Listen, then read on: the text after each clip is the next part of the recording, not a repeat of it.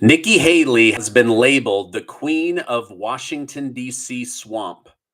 All states are unwinding the illegal removal of Donald Trump from the presidential ballot. Joe Biden reacts by saying he always planned to beat Donald Trump at the voting box, so he's not really bothered all these lawsuits he secretly pushed aren't working out. A big announcement from Michelle Obama that will have many people cheering. Plus, Democrat Representative Jamie Raskins has a new plan up his sleeve to get Donald Trump off all ballots once and for all. Thank you guys so much for liking and sharing these videos. It really helps me out because it tells YouTube to push this out to more and more people. So by giving this a like, you're helping push the truth out to more people. I want to thank Body Boost for sponsoring this live. Coach Brian has an incredible offer to help you lose 20 pounds in 6 weeks. I'm already down 15, and I'll tell you more later. Following Trump's historic win in the Supreme Court, Colorado's Secretary of State, Jena Griswold, is furious. During an interview on MSNBC News, Griswold stated, "I do believe that states should be able, under our Constitution, to bar oath-breaking insurrectionists. And ultimately, this decision leaves open the door for Congress to act, to pass authorizing legislation.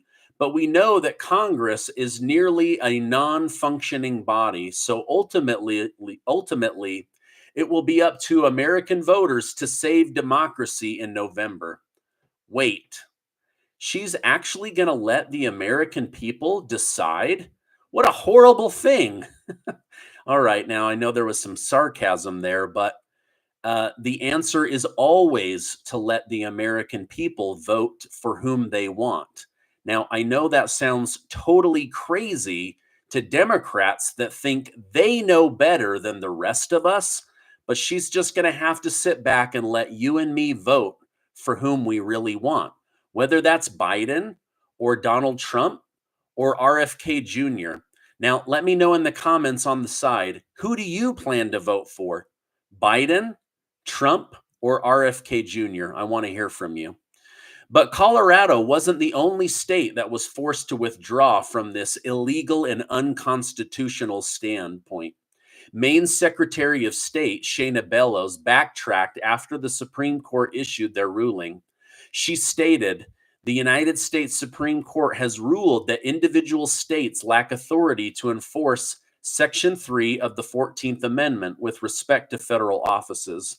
Consistent with my oath and obligation to follow the law and the Constitution, and pursuant to the Anderson decision, I hereby withdraw my determination that Mr. Donald Trump's primary petition is invalid." I'm sure she hated saying those words, but that's the law. The Biden campaign also reacted to the Supreme Court decision finally, claiming that it doesn't matter because they've always planned to beat Donald Trump at the ballot box anyway. During an interview with MSNBC, Biden's deputy campaign manager, Quentin Fulks, stated, "We don't really care. It's not been the way we've planned to beat Donald Trump. Our focus since day one of launching this campaign has been to defeat Donald Trump at the ballot box." Such liars. But do you think this is true? Has Biden really been running a fair campaign this whole time?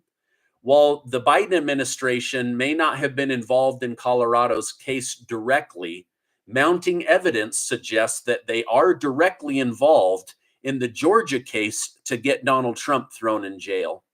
Not only did District Attorney Fani Willis's prosecutor, Nate Wade, meet with the Biden White House legal team before having permission to charge Donald Trump, her deputy district attorney has a business partner with direct ties to the Biden campaign.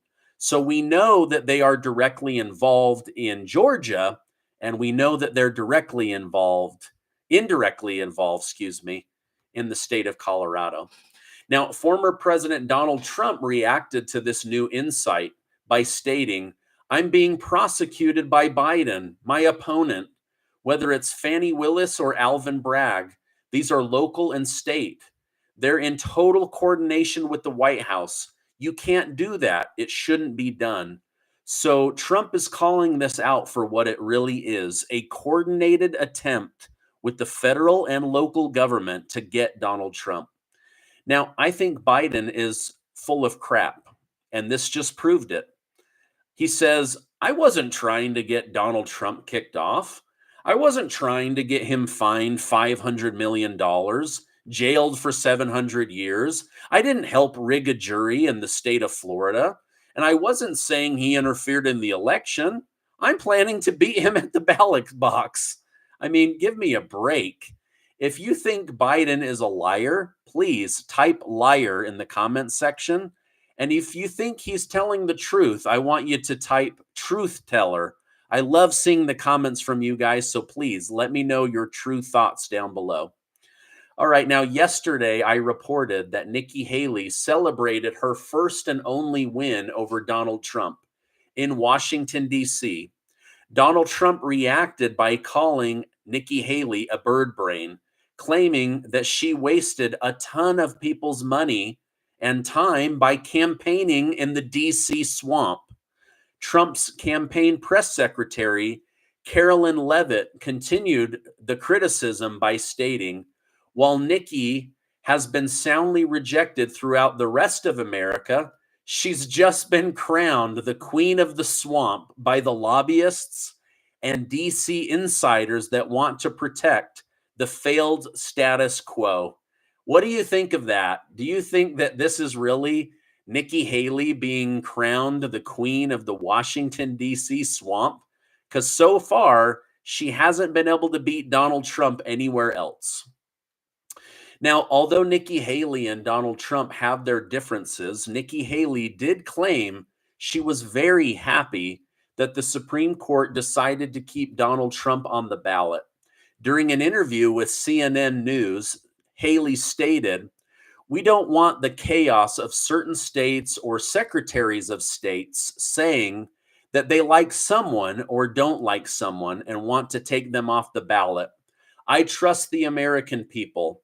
While I'm not the biggest fan of Nikki Haley right now, I do respect the fact that she wanted Donald Trump back on the ballot. It's the right thing to do. Now, as the reality of a second Donald Trump term sets in, Democrats are starting to worry that they are stuck with Joseph Robinette Biden. In response to such rumors, former First Lady Michelle Obama has been forced to deny that she will run for president. Miss Obama's Director of Communications, Crystal Carson, stated, as former First Lady Michelle Obama has expressed several times over the years, she will not be running for president.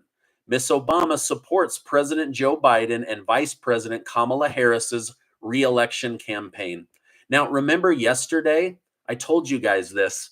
She has said over and over again, I don't want to run for president. I'm shy. I'm introverted. I'm dealing with health issues. She's been very, very upfront. And now she's come out again and said, I am not running for president. But boy, does this leave the door open for Hillary Rodham Clinton. I kind of wonder, you guys think the Obamas are a little bit butthurt that Joe and Kamala hired the Clintons to help them win the next election instead of them? I don't know. Maybe it's because the Clintons just have that killer instinct. All right, now I have a couple of huge updates, but first, 35 seconds from today's sponsor. Do you want to lose 20 pounds in the next 6 weeks? Do you want to keep your New Year's resolution of losing weight, being healthier, and feeling better? Do you want to sleep better, feel better, and think better? Then you need a coach that can show you how to lose 20 pounds in the next 6 weeks. I'm personally down 15 pounds already. I consider the system to be easy and intuitive. Now, I'm going to leave a link down below so that you can learn about losing 20 pounds in 6 weeks so that you can feel better. I'll leave that link down below. Now, make sure to mention the Stephen Gardner special because I spent several weeks on your behalf organizing an incredible deal. I'll leave that link down below. Now, the facts can't be ignored. It looks like Democrats are stuck with Joe Biden. The question remains, will the hate of Donald Trump be enough to keep Biden and Harris in the White House. Now, billionaire Mark Cuban joined this conversation by stating, if they were having their last wake, if it was him versus Trump, if he was being given his last Catholic rites, I would still vote for Joe Biden. Now, this may be easy for him to say, but I think most Americans that are struggling with the rising cost of living, this ridiculous inflation, I don't think they would have the same response as billionaire Mark Cuban. Most people know that inflation and Bidenomics are hurting their wallets, and elections are almost always voted and based on kitchen table issues. Well, living in America and how expensive it's become is a big issue. Not to mention the fact, look how much of our hard-earned taxpayer money is just given away to foreign nations and illegal immigrants. But let me know your thoughts in the comments down below. Okay, now listen to this, and I want to hear from you guys, okay? Democrat Representative Jamie Raskins of Maryland says he has a secret ace up his sleeve. He has a plan to remove Donald Trump from all ballots once and for all. He said the Supreme Court may have ruled 9-0 in Trump's favor, but 5 of the 9 said only Congress can draft a bill to remove Donald Trump. So that's exactly what we're going to do. Jamie Raskin said, we got Trump impeached twice. We can put together a new House bill where Congress deems Donald Trump an insurrectionist and get him removed from all 50 state ballots once and for all. He said, we will get this done, and we will convince 10 Republicans in the Senate to join us in removing Donald Trump from the ballots once and for all. Now, I want to hear from you guys. What do you think about Jamie Raskin's sneaky ace up the sleeve plan to get Donald Trump removed once and for all? I don't think it's going to happen, but I do believe that he's going to waste a bunch of our taxpayer money trying to get Donald Trump for, what is this, like the 10th time? But who knows? I guess we'll see how this thing goes. I personally am not a fan of Jamie Raskins. I've watched him lie over and over and over again in congressional hearings, and so I think he's full of it, but we'll see. Thank you guys for liking this video. Oh my gosh, the comments are going so quickly. Thank you guys so much for being so supportive of the channel. All right, now listen to this. California lawmakers have just proposed a new law that would give illegal immigrants a free 20% down payment for their home. So if their down payment is, or excuse me, if their house is $500,000, the government's going to give them $100,000 of free money. Now, they would pay no interest to the government the entire time they live in this home. But when they sell that house, they have to give that $100,000 of free money back to the government. Now, if it's $1 million house, because this is a California law, they would get $200,000 of free money. They would pay no interest on $200,000 of free money. But when they sell the house down the road, they give that $200,000 back. Now, I'm sure inflation won't continue to rise on that money. And I'm sure taxpayers who don't get the same benefit won't be jealous. And I'm sure the Black community who wanted reparations out in California, they won't be mad that they're going to be now losing out on helping their families so that illegal immigrants can get $100,000, $200,000, $300,000 in free money. You guys can look this up. I'm not making this up, but let me know what you think. I would be pretty upset. Buying a house is expensive enough already, thanks to how little housing is being built and how expensive it is to live in America. But nobody's giving me a down payment. Nobody's giving you a down payment. You have to be an illegal immigrant that broke into the United States of America in order to get that free taxpayer money. I don't know. Let me know what you guys think. Okay, now France has made women's access to abortion a part of their country's constitution. Democrats here in the United States are losing their minds over wanting the right to kill their babies as much as French women. Now, I only read about half a dozen left-leaning media articles last night, and in those articles, they were shaming Republicans while getting women on the left all angry that they don't get the right to abort their babies. But none of those articles mentioned that the abortion limit in France is 14 weeks, which is still less time than what Democrats get here in the United States, in the states where it is legal. There are some states in the United States where you can literally kill a baby up till 9 months in the womb if you decide you don't want it. Over in France, they have to do it by the 14th week. And the majority of those that do have abortion, it's within a week of having unprotected relations with somebody using the morning after pill. It's not 14-week abortions where there's already a heartbeat like here in the United States. Now, again, Democrats are losing their mind. Why does France get to do this and not the United States? But it's only up to 14 weeks. Senator Bob Menendez, you know, the Democrat senator that had $400,000 in cash and hundreds of thousands of dollars in gold bars just sitting in his closet from alleged bribes, has now been indicted for a third time for willfully obstructing justice and not handing over evidence that proves he's completely guilty. I don't know.